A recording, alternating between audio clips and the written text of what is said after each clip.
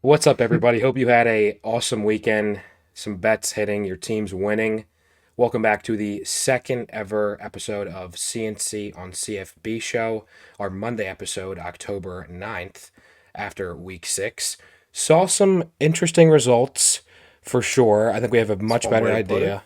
idea. Yeah, some really that kind of stung and kind of some stabs in the heart, I guess, but no, all in all, I think it was an interesting. We saw some interesting games, some interesting, I think, shakeups relatively to, your questions. First Hmm. episode of who's the best, and really, I thought we saw some interesting things to revise our answers. What we just thought a couple days ago. Yeah, certainly. So, okay, Con, let's see. What do you have for our questions this All week? right, Connor's questions this week. Off the bat, will I ever see another rainbow? Will an eagle ever soar through this temple of woe? Will you ever see this face smile again, Colin? Yes, it doesn't to you. It might seem like it's not within reach or possible right Mhm. now, but it will. The sun will rise again for you, and this. Obviously, we are referencing to anyone who doesn't know that I am a huge Miami fan, and it was a very, very tough Saturday. We Yeah, happened to be together when it all unfolded, and yeah, you'd say I handled it pretty well, right? yeah. Completely unaffected. Just took it and rolled with the punch there. Took it in stride. But I mean, yeah. Just I don't want to, dwell too much on it that much. I mean, what's done is done. It's just truly unfathomable what happened that last play. I mean, just gotta acknowledge it for what it is and just kind of try to go forward. But Yeah, we'll get into it when we get into that game. We'll break down all the games we saw this weekend. mhm, We may spend a little extra time on that one as it was an extra special way to lose a game. yeah, we will. That's But my serious Connors question of the week. Last week we talked about who are top teams in the country yeah, where who had a chance to win it all. sure. Today I want to go with who do you think right now is the best team in the country? Now I don't mean who's your pick to win it all. Hmm. I don't mean who Hmm. would you vote number one in the poll if you had an AP vote. Hmm. I mean who do you think is the best complete football team at this moment on Monday, October 9th, 2023? Yeah. So really interesting question. I mean, we saw. I mean, quite frankly, I think we talked about this maybe before the show. How we might have answered that question. The team rather being Texas I would have think a been just lot a of couple people would have days had ago. Texas. Yeah, Yep. marquee win on the schedule. Really, and I think you and I will touch on it. I mean, had some interesting thoughts about Oklahoma and surprised for sure in that sense. Mhm. And so then equally in terms of surprises on that in terms of that narrative, I think Georgia's offense was just rolling this past weekend and they really kind of showed something to me. Mhm. And it was interesting, especially with Carson Beck's performance. And look, I think he's simply more talented than Stetson Bennett was. I don't know if it's too much of a hot take, but I think he's more of a threat and a true, I think, kind of multifaceted, talented guy. I don't think it's a hot take at all. He's a more highly recruited guy. Yep. He has more of the tools that like Hmm. NFL scouts look for. So to say he's more talented now, if you want to talk about being a winner and what Legacy, everything that means, sure. sure. But from pure talent perspective, I do think Carson Beck's more talented than Stetson Yeah. Bennett. And I think the beauty still is with Georgia. He doesn't have to be this, top 5, 10 quarterback in the country, but I mean, he looked like one this past weekend. I mean, nearly 400 yards, 4 touchdowns. I mean, they put up 51. Defense, obviously, stout as usual. Hmm. I think that was, look, I had said as much on our first show. I wasn't really impressed with Georgia all too much to start this season. I Hmm. think, look, you got to give them some, some legacy back-to-back champs so they get that bump for sure and that Yeah. respect that they deserve.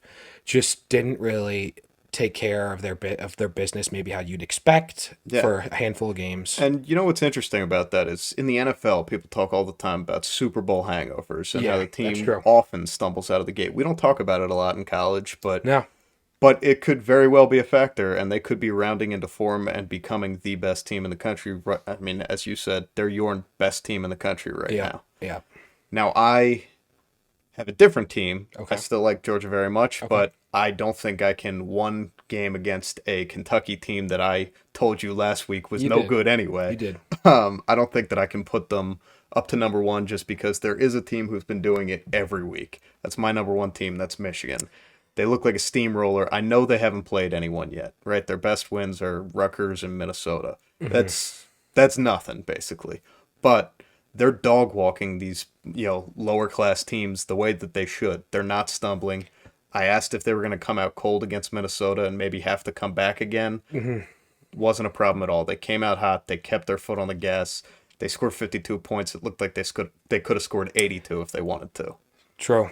Yeah, I mean, no, to your point, you can't knock Michigan at this point for, I mean, you play who's in front of you, Yep. right? And look, they're gonna have their games against Penn States, against Ohio States of the world coming up soon, which will be really interesting as we really get into some, the back end, the stretch of the important games. Obviously, as we get on and on week by week in this college slate, we're only going to see the rivalries, the big games. But Michigan is showing out. They're really. I mean, I guess kind of like to me maybe a 1B just knocking on the door. I mean, they've taken care of business. Simple as that. So I can't Yeah. I can't fault you for that. JJ McCarthy's looking good. I mean, they're a complete team. I think Georgia and Michigan are showing their complete teams. Maybe a slight tier at this point, but we'll see. Yep. Well, speaking of the other complete teams in the country, because there are right now about 8, 9 teams maybe that Yeah. look like they're a Yeah. class above everybody else. Yeah. So if we just rank the top 9, that'd be too easy. I said, Yeah. why don't we do top 5s and see who we leave out? So Yeah. I'll toss that to you. You gave me Georgia as your number one. Round out the top 5 for me. Sure. So starting with basically the next best four, I think, I mean, yeah, I can't do as much. Michigan too. I think it's pretty easy. So then we're getting into that 3, 4, 5 range, which I think is really interesting. I think we saw the AP, really close with their next group of three, in terms of that 3, 4, 5. I'll be honest, I have the same 3 teams as the AP, but not the same order. Okay. So I actually have at 3, I have Florida State because, look, maybe I'm dwelling a little bit too much on that statement win that happened week 0, I guess, or week 1. But I just think, look, I kind of referenced it in our first show. Good quarterback play, good defenses. You got to have a either or, both ultimately to really be obviously a title contender. But I just believe in Jordan Travis and what FSU is doing, and I think they deserve kind of that respect as the third best team in my book, and I'm recognizing them as such. And then if we go down to 4 and 5, I actually have Oklahoma over Ohio State at 4 right now. I think, look, I didn't really give them the most respect. I don't think either of us did in our first episode. I gave them no respect. I gave No. them nothing but disrespect. Yeah, I mean, at least I had them in my possible teams, my 15 that I could see winning a title. You didn't, but I just had to get my shot in. Sorry there. But look, I think they now have the best win in the country They to do. date. And they were just, really rolling on offense. The last drive, unbelievable. There's obviously, it takes 2 to tango, so to speak. And I think, obviously, some of that falls in. We'll get into Texas, but you can't allow certain things like that to happen. But then again, you have to make the plays, and Dylan Gabriel, and especially, that whole Oklahoma, I think, team. Look, on defense, they were stout, giving Texas, really making Texas work for it. And I got to just give them that 4th rank in my book. And at 5, I got to go Ohio State. I believe in Colin McCord. I do. And they got off And to. he looked like the guy this weekend. He did. Especially in a hotly contested game for the whole first half. Yeah. He didn't wither, he didn't fold, and it ended up being a blowout. He was a large part of that, obviously. So.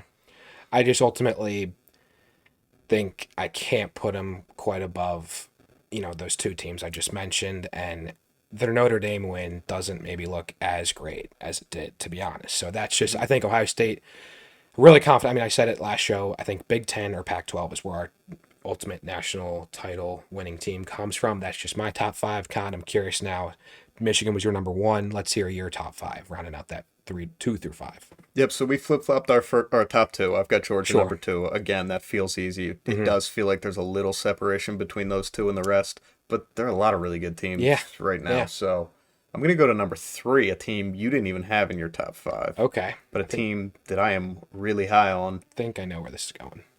I got Penn State as the third best team Wow. in the country right now. Really? Penn State, they do nothing but score, and that's not what we're used to out of Penn State, right? You think of the great Penn State teams, you think of great linebackers, you think of great running backs. Yeah. They're throwing the ball all over the field. Drew Aller's a really good quarterback. They've Yeah. basically had like one slow half. I mean, I think they're 6 in the AP. It's not like they're getting disrespected. No. But No. I don't think they're getting enough respect yet, and they'll have their chances to earn it or to make me look like a fool because, like you said, they get Michigan and they get Ohio State, and I really look forward to those games. Yeah. But yeah, I've got Penn State number 3. They kind of feel like a juggernaut. Okay. I don't know. Maybe for me, it's a little bit of out of sight, out of mind. Some recency playing into my rankings, of course. Penn State on a bye. We'll see him again this week, obviously. But I mean, yeah, I love Drew Aller. I think they're a good team. Okay, wow, 3 is a little bit steep for me, but Yeah. Well, again, I would not have them if I were an AP voter. I wouldn't have them voted in the third slot because they don't have the resume yet. okay. Right. But okay, I see. Florida State has two wins we thought were great. Neither of them look quite as good right now, but still 2 big wins in 2 important games. And so, like, Penn State doesn't have anything like that on the resume. They do have a really big rout of an Iowa team that I think is not that bad, but Yeah. Yeah. But no, I again, if we were voting AP style, I would not have them number 3. I don't think they've earned that just because Okay. they haven't had the opportunities. Okay. But in who I actually think is the best Sure. team, number 3 on my list. Gotcha. All right, number 4. I'm going to call an audible here. I have a different number 4 team written down. Okay. I'm going to jump them. Last second change of mind. Okay. I'm going to eat the crow that I told you I would not have to eat today. I was not exactly correct when I was talking about Oklahoma last week. I Yeah. said they were fraudulent. I said that they would be exposed. I said that they hadn't played anybody, which is very funny. I've got Michigan and Penn State who haven't really played anybody. Yeah. Hence my 1 and 3.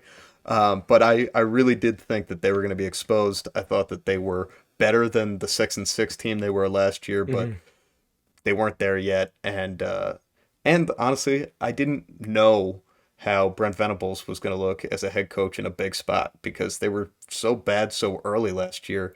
He's never really coached in a big spot as the head coach. Obviously, DC at Clemson for years, but man, he had those boys ready, and Yeah. that was an incredible game. And again, they never wilted, they never folded in the big Nope. moments. And I probably owe Dylan Gabriel a little bit of Oh, an yeah. apology as well. He's a guy I liked at UCF. Mm-hmm. Obviously, the incredible story of the horrible injury coming back, getting another shot at Oklahoma. Mm-hmm. I thought he was like, a good game manager type, but couldn't be the best quarterback in the Big 12. He might be the best quarterback in the Big 12. Yeah. So yeah, I've got Oklahoma there at 4. Okay. And then at 5, really tough spot for me. I got 4 teams here Sure. that I think all deserve it. And just to rattle them off so that I don't, even forget to mention any of them. Sure. Give him respect that's due. I got you. Washington's offense is unbelievable. 2 of the best receivers in the country. Michael Easily. Penix Jr., maybe in the head of the Heisman race right now at quarterback. And they're going to score on everybody they play. Yeah. I don't know if they'll be able to stop everybody, so that's why they're not in my top 5. They're right there on the outside looking in, though. All right. The other one, same conference, Pac-12, I've got right on the outside looking in, is Oregon. Oregon has maybe one of the better wins of the season with, obviously, Colorado doesn't look like a juggernaut anymore, but everyone else who, or the only other team to beat Colorado was USC. They beat them by a touchdown in a game that if clock management and timeouts had gone a little bit different, Colorado might have had a chance to go down and tie it. Yeah. Oh, yeah. And Oregon, not only was it not a 1-score game, that felt like a 1,000,000-score game. So I probably like that defense most of anyone in the Pac-12. And they have the offense too. Bo Nix is having a Oh great yeah. season. Oh We yeah. talked about him last week. That being said, I do have them on the outside looking Okay. in. Probably sixth though. Hmm. So it came down to Florida State and Ohio State for me, which you talked about them both. I don't need to recap Hmm. what you've already said, Hmm. but another two really good teams. I do think Florida State is maybe getting a little too much lift from two wins that, again, we thought were huge at the time. Now they don't look as good, and they've had a couple closer than they should be Sure. wins. So I've got Florida State on the outside as well. I got Ohio State rounding out my top five. Okay. Yeah, respectable. So you got Big Ten favorable, 3 out of the top 5. Yeah, which feels wild to have It three does. from It any really does. conference, Yeah. but I mean, I think you could make a strong case for the Big Ten or the Pac-12 to have three out of the top five spots. Yeah. No, I get it for sure. And I think with that, we'll transition into a another classic segment here, Collins, Ballins, and Fallins. And where I got to start is the momentum that I kind of called out with Malik Neighbors putting up 146, and a touchdown in Columbia against Yeah, Mizzou. Mizzou, they're not, a tough place to play. They don't have, just completely walk over defensive backs. I mean, yep, they've got some guys back there, hmm and Malik Neighbors, he just the guy makes plays, yeah, and I think now we're talking like 6 touchdowns in the year. It's close to like 700 yards. I mean, the guy's just like yeah. he's And carrying that offense. I think it's worth noting if he wasn't on the field in that Mizzou game, LSU probably loses by two scores. Yeah, They win the game yeah, largely because of how well he played. hmm yeah, and I think enough said there. Simple as Malik Neighbors. Remember the name. He'll be a first round pick come April, and then look, we talked about him already. For my real true ball in this week, I gotta go just to Oklahoma, and I gotta go, especially show Jeff Lebby and Dylan Gabriel obviously some love. I think they Ballin'. just, I mean, credit where credit's due. That last drive, I mean, Texas, I guess you just got to chew more clock there, and you can't allow 45 seconds and no timeouts to a team to just go straight down the field. Yeah. Just unbelievable. And transitioning there on Although that. I'll make one more note Okay. before you transition, and we will talk about this game in full Yeah. later. But I think it's worth saying, Texas can't let them. Well, did Texas let them, or did Dylan Gabriel go out there and take it? And, Yeah. No, that's what I'm saying. And it's, yeah, and so that's why that, he's for that balling. reason, Yeah, for that reason, I got to recognize him there.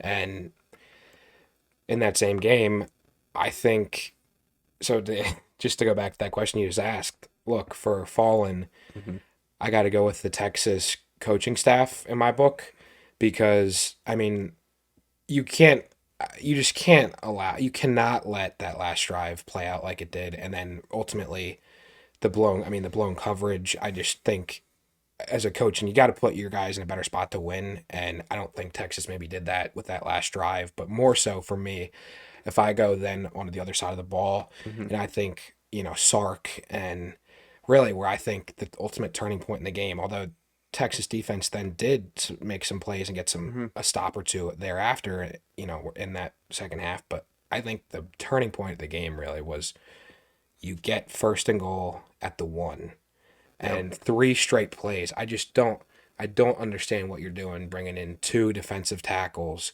doing the same thing. I mean, it was just insanity. And then your fourth and goal call, you go and throw a quick kind of little routing screen to basically the smallest guy on the field who has to fight for a yard, and he Yep. against obviously a really gritty, good Oklahoma defense, and Yeah. I just cannot believe how watching that play out. And so I just got to give Texas a recognition in, I guess, the not so positive way as a fallen.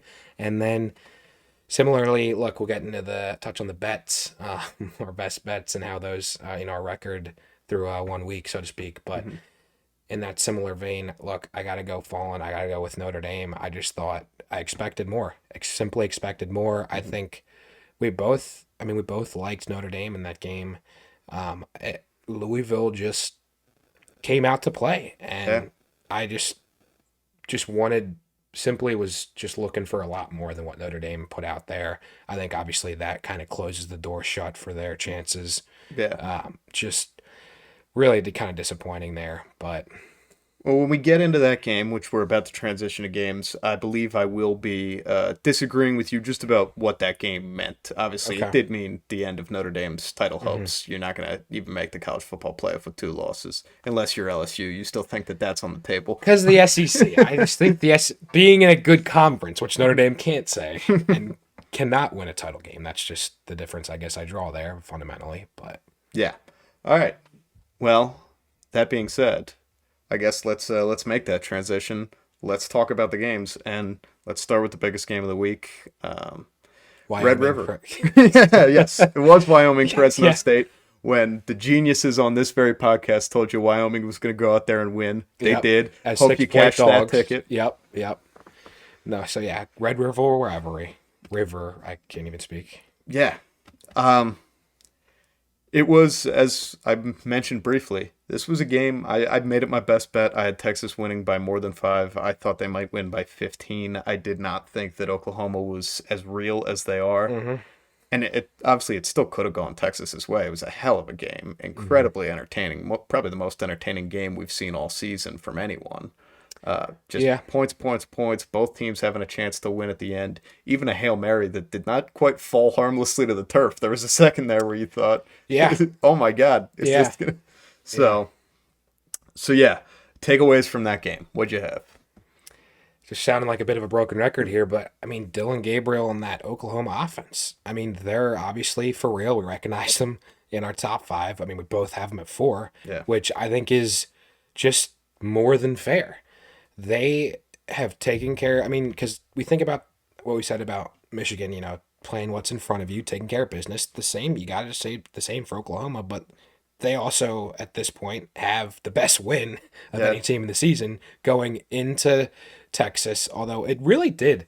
I mean, on the broadcast, it sounded like, I mean, a pro Oklahoma crowd at times. Just, Well, I do know what they do for that is because it's technically a neutral site game. Both schools get yeah. exactly half the tickets, and they get Okay. those cool aerial shots where half the stadium's in burnt Yeah, orange and red half and the orange. stadium's. And, Sure. yep. That's good point. Good point. So it was, and that's typically what you get out of that game. Whoever's winning sounds like the home team because you Yeah, got half the the big stadium. swings. Yeah, no, Yep. so that's a good, no, that's a good call for sure. I just hmm yeah, a little lapse there, but yeah, no, that's just the big takeaway. And then I don't think, yeah, Texas. It's really for me, it's the coaching staff. Just some decisions there that just you needed to be better. Yeah. And I mean, I think Texas, yeah, they ultimately have to be disappointed. I mean, just some self-inflicted wounds, and I think they just look in the mirror. Obviously, Quinn Ewers on the first drive, he could be better, which he hmm was better for the lion's share then of the game that followed. And I think it was like around 20 straight completions or something to that Yeah. extent. But just disappointing for Texas. They're not out of it by any stretch. I think we'll really be intrigued to see these two teams meet again in hopefully a rematch in the Big 12 title game, which will be awesome. Yes. Now, another spot I want to disagree with you a bit here Okay. is I feel like you're heaping a lot of blame on Sark and the Texas coaching staff as a whole. I I don't hate being Texas and saying, "Hey, we're gonna play grown man football here. We're gonna get the push. We're gonna run it right up the gut." The problem is you got to be able to play grown man football. You Well, can't get yeah, pushed back 3 times in a row on the 1 yard line yeah. against. I mean, obviously Oklahoma's a good team. I don't want to take anything away from them, but I mean, championship teams can get 1 yard when they need it. hmm And, that was so again, I don't hate the call, but you have to be able to execute that. Yeah, I mean, I get it. Just I guess we agree to disagree with Yeah. who it falls on, in that sense. But all right. I think moving on, hmm we'll go down to I guess really. I mean, the game I want to touch on I think is Arizona USC in particular. Yep. What were your takeaways from there? My takeaways were Jaden Delora is exactly as good as I thought he was. I know I told you that I have that future on Arizona just because of him and how electric I think he is. And but really, my big takeaway was USC's defense can't stop anyone, and Okay. they're not a contender if you can't stop Arizona and you can't stop Colorado and you can't stop anyone you've played this year. what's going to happen when you're not playing Arizona's offense, when you're playing Washington's, or, or even should you make it through the Pac-12 somehow, when you're playing whoever else makes it to the college football playoff, you need to be able to come up with a stop every once in a while. And I think against a good offense, they will not be able to. No, yeah, I tend to agree, and I guess to clarify one thing up too, it wasn't even against Jaden DeLore. We actually had a different Arizona quarterback. I think a true freshman actually. Noah. We can pull up the box score here. Mhm. No, I think Noah Yes, Fafita. Noah Fafita you're right. really balled out. To be as transparent as possible, I only watched the highlights of the overtimes. I did not watch any of the game. I was no longer at home when that game kicked off. Yeah, fair enough. We can't be everywhere at once and see every Little minute. locked in on Little, Miami, yeah, which it's yeah. understandable.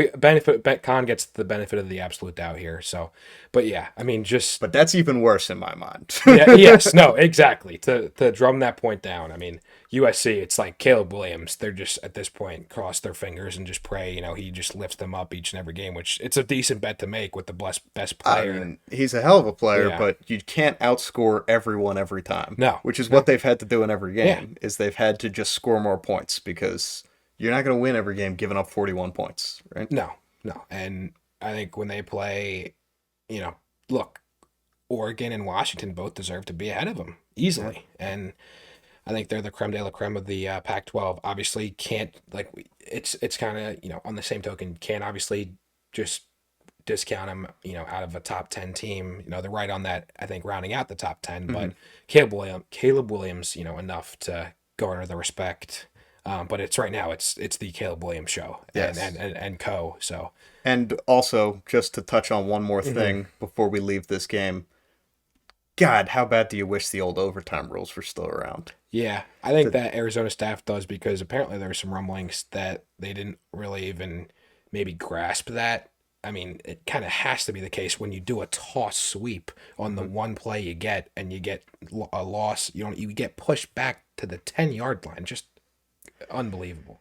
Yeah, I don't think that I'm gonna go with the they didn't understand the rules. I think, Yeah, well, if I don't know. casual college football fans know about the horrible new overtime rules, college football coaches definitely do. But I don't know. We'll have to fact check this. We'll see on the on the video. We'll just do some little verification there, throw up some screenshots. But there were some rumblings because I mean, Mhm. well, Jed Fish, an interesting coach Mhm. who doesn't maybe have maybe an interesting background, so to speak. So I don't know. It was just nonetheless a head scratching decision. Yes. The play call there, Mhm. especially after your quarterback Fafita has been unconscionable Yeah. and unbelievable. Just stepped up and then to take it out of his hands in that sense, that's just a terrible decision there. But Yeah. But again, does anyone like this new overtime rule, the 2 point no, conversions thing no, after no, after you no, get it's through your horrible. two? It is, and it's I don't understand the impetus for changing it. I get it's technically a player safety thing because if you have Hmm. like 10 full drives in overtime, someone Yeah, could get hurt. That happens once a decade maybe, and when that does happen, we all talk about it like it's the greatest game we've ever seen. And at the end of the day, it's an entertainment product. And I said, let's make it less entertaining. yeah, wild. Yeah. Yeah, wild decision there. I guess just going through the slate again, we've talked a lot. I mean, we've talked a lot about the top five, if you will. Teams at the top. And obviously our rankings and discussions there. Ball and fall in segments. So I guess just moving on to some games where we really haven't really touched on too much. Hmm. I guess really a Bama A&M interesting matchup there. Yeah. I think Bama. I like you had that Bama call for me here. Of course, I didn't have it as a best bet, and they end up going into College Station and they take care of business. I Yeah. think they very well have a route to get into the CFB. We'll see. I mean, obviously they're still just on that outside the top 10-ish range. Looking in uphill battle. Clearly, just not the most complete team necessarily, but No. showed up. Yeah, and it's obviously I was on the other side of that. I was on Hmm. I&M, and I don't feel bad about that watching that game. They looked like two really good college football teams playing Hmm. each other. Hmm. A&M did look as big up front as I thought they would. And it was a close game. It was a well fought game, and it was not that he needs any more credit, but a credit to Nick Saban to figure out how to make this offense work with, probably less talent than he's used to coaching on the offensive side of the ball. For sure. 100%. All right. Any specific notable games, Con, you want to just kind of mention in particular here? Yeah, well, I think we can just recap all the ones we talked about last week, but a lot of them are going to be very easy. Syracuse, UNC, we talked about it last week. We said this is not a Syracuse team that can come and make any noise against UNC, and they didn't. I guess the one takeaway would be UNC looks better than we thought, because that was never a game. It was never even close to it. There wasn't even like a drive. It was that thing was a rout, and there are a few of those on there. I guess LSU Missouri though would be probably the next biggest game that we previewed last week that we saw. Yeah, I like that. I believe I guess a little bit of a believer in drinking the Kool-Aid or not really Kool-Aid, just somewhat of a believer in LSU. I mean, they go into a hostile environment, get a 10-point win, and I think a little bit of disrespect, quite honestly, with the ranking. I mean, they go up, I think, one spot in the top 25. I think maybe too much. I don't know. Interesting voting by the by the AP. I just think, yeah, LSU, they're not dead yet. Mark my words. We'll see here. Maybe they will be this time next week, but I just don't think they're not quite dead yet. Yeah. Now, I will say about as far as the rankings go, LSU was a 4-point favorite in this game, and while technically they won by 10, anyone who watched the game knows that played like anybody's game for most of the way through, and so I think they pretty much did what they were supposed to, and you don't get a huge bump just off doing what you're supposed to. That being said, I probably didn't think they were going to win this game. I thought it was going to be close. I said I wouldn't pick a side to bet it on here last week because I thought it was going to be so close, but I still think it's a good win for them, obviously. I think it cements them as, less of a paper tiger than maybe we thought they were coming in with two losses. Yeah. But yeah, and I also want to say I don't think it takes a lot away from Missouri. Missouri's still a very good football team. Nope, no, that for sure, I agree. And then rounding out, just taking it from the top again. UGA, Kentucky, what we thought happened really. Took care of business. Michigan, Minnesota, same thing. Top teams taking care of business, doing what we expect them to do, quite honestly. And yeah. By the way, if you're a Kentucky fan, does this feel like Groundhog Day or what? Because, I grew up on Kentucky football being nothing. It was a basketball school. They never even were bowl eligible. So they've had a nice little run these last few years, but every year it feels like the same thing. They beat somebody ranked and they say, we're here, we're for real. And it's been like 4 different iterations of this Kentucky team where as soon as they say that, they go and get stomped by a big-time SEC team. Yeah. And that's what happened this week. They got stomped. That was a stomping. We talked about it from the Georgia perspective. We didn't talk about it from the Kentucky perspective, where almost nobody looked good on that Kentucky team. Yep. No, and I think, look, it just reaffirms it's kind of one of one. It continues to be kind of a one dog race in that SEC East, quite frankly. So, and then touched a little bit on Ohio State, Maryland. Played out how I thought it would. Yeah, and I don't think it played out far from how I thought it would. I said Maryland wouldn't be able to win this game, but they would be able to score.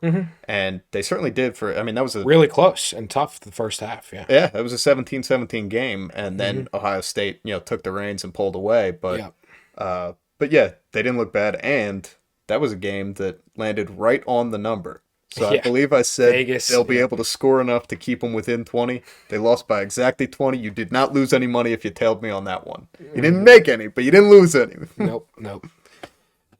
And just going down here, Florida State. Hey, nice to see Trey Benson make a statement. Really a rival. It's a hell of a game. Yeah, from him. Yeah, really good. 200 yards, couple touchdowns, only on 11 carries. Quite a game. Yeah, I will say, this is another one of those games that Virginia Tech's not good enough that they should be scoring 17 points on Florida State. We've seen, look, it was not a close game. It was not a game you were worried about if you were a Florida State fan. No. But it's just another, and those weren't like late games over points. Those were real points. And so that's just another reason why I think I feel good about having Florida State in that kind of next tier, not in my top five. Okay, and that's where we definitely have a little bit of a divergence where I have them as my Hmm. number three team. Yeah. But yeah, look, there's multiple really, really good teams, and it's a really kind of fluctuating, pretty dynamic tier, Yeah. like you said. In that, really, I think after the top two, as it stands right now, after the Georgia and Michigans of the world, it's really Hmm. fluid, if you will. Not to say that those are the only teams, obviously, that we feel No. like have a chance. I mean, just really not too much to go off of in the season. We have to go off what we have seen, and yeah, I mean, just the beauty of the season, like you posed in your first question in our first ever show, Hmm. excuse me. Just really fun season so far, and a lot of good play, a lot of good quarterbacks, a lot of good teams, a lot to be played out, and that's the beauty. Week to week, a lot can happen. Yeah. All right.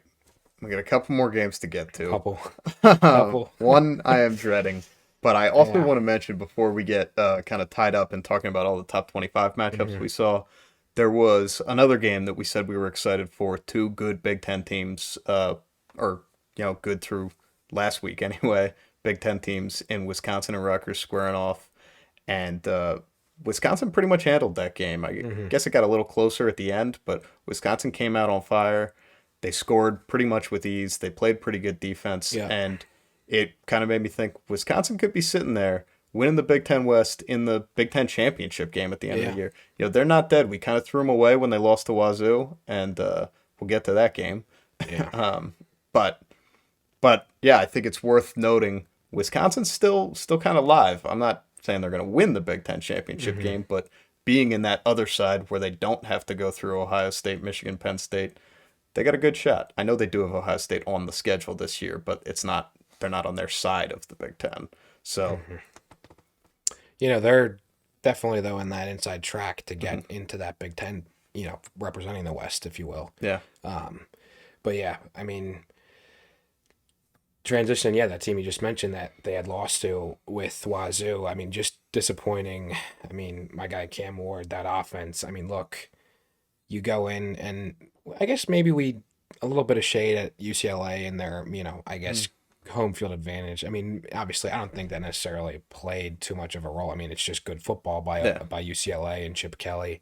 At the end of the day, if you're Cam Ward in that offense, look, self-inflicted wounds, right? You just can't turn the ball over, and that was just a messy game. And yeah, it looked like, quite honestly, Wazoo, they had, I think, a chance. They had a couple chances to kind of really just get out to not a formidable or comfortable lead by any stretch, but just to get some separation, just in early on in the game, hmm, just to kind of build and stack some momentum yep, against a pretty stout UCLA team, you know, at home, and they just failed to do so. Just yeah. can't turn the ball over as much as they did. Yeah, and I think this speaks to what we've talked about a lot through two episodes, Hmm. which is that the whole Pac-12 is so good. It feels Yeah, like any week anybody can go get anybody. yeah, This UCLA team, we didn't have them winning this game, but we didn't think they were a no, bad football team. We thought this no, could happen, and it could hmm, happen again against someone else they play. This yeah, Washington State team is not dead. Now no, their chances of winning the Pac-12 took a big hit, yeah, but yeah, they're still going to be a really tough out for anyone who plays them. hmm, So's Utah. So's Oregon State. Hell, Arizona and Arizona State have both looked live at points this year. yeah. And then you got the big dogs we talked about. You got USC, you got Oregon, you got Washington. I would not want to play a Pac 12 schedule. No, yeah, no, I mean, it's an absolute gauntlet. I mean, it's kind of like the group of death within college football Yeah. as far as any conference goes. Yeah, just again, ironic how it's now just going to dissolve right after its best year in I can remember, quite Yeah. honestly, from just a strength and depth perspective.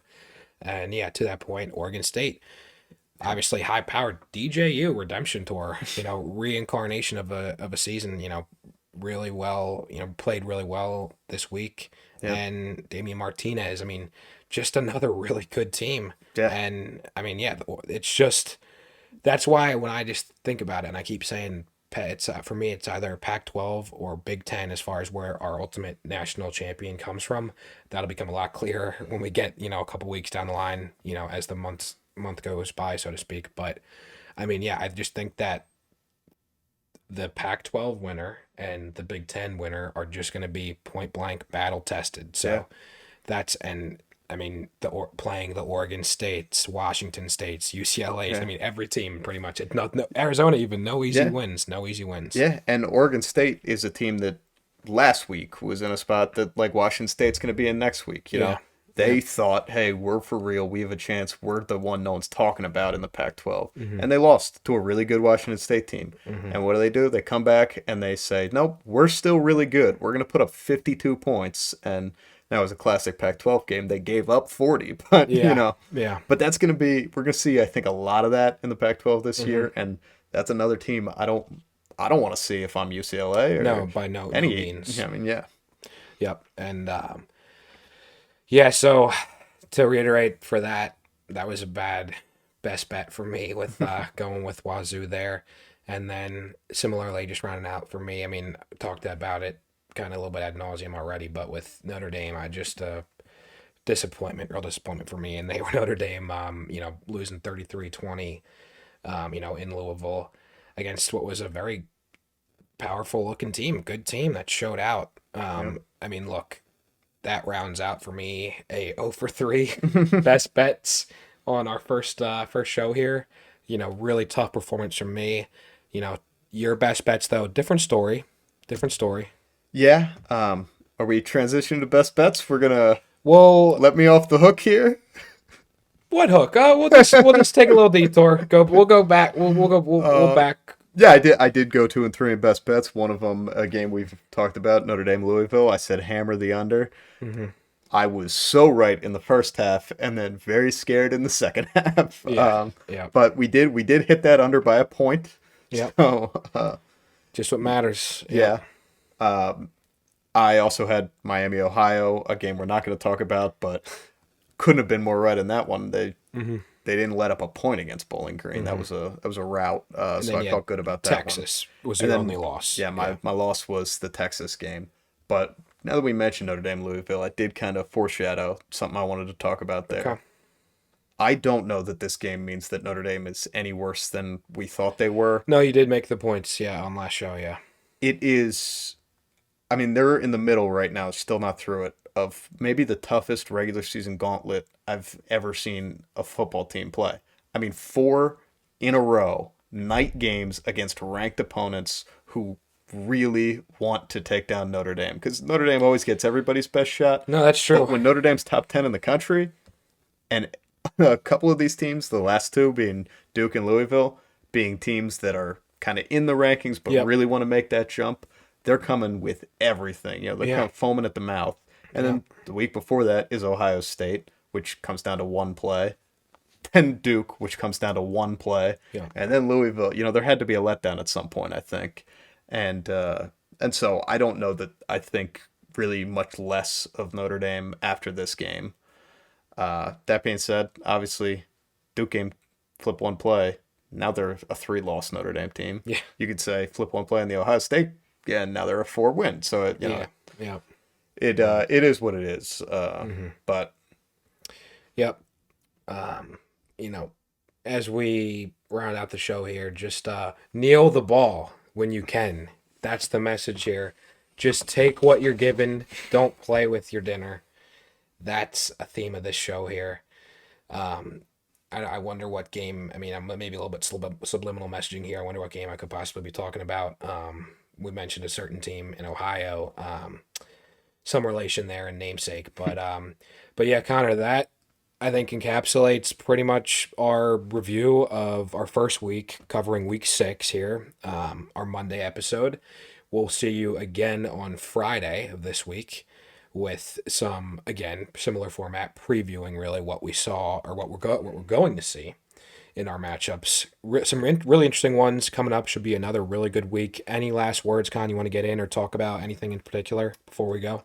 Yeah, kneel the damn ball for one. But I mean, no, it's that game. It ruined me. I was being facetious earlier when I said I handled it well. I handled it very poorly. It was brutal just to have. It's essentially a season-ending loss.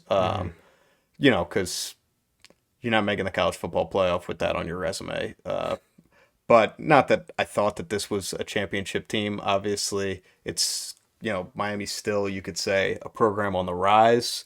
But to lose a game in that manner, a game where you're a 20-point favorite, it's just brutal. It rips your heart out. And then to find out that on Twitter that Mario Cristobal has a history of doing this. He lost a big game at Oregon because he ran the football instead of kneeling it and fumbled the ball. I mean, almost the exact same. God. It's mind-boggling to me that you could make that mistake once, let alone twice, once you've already made it as a head coach.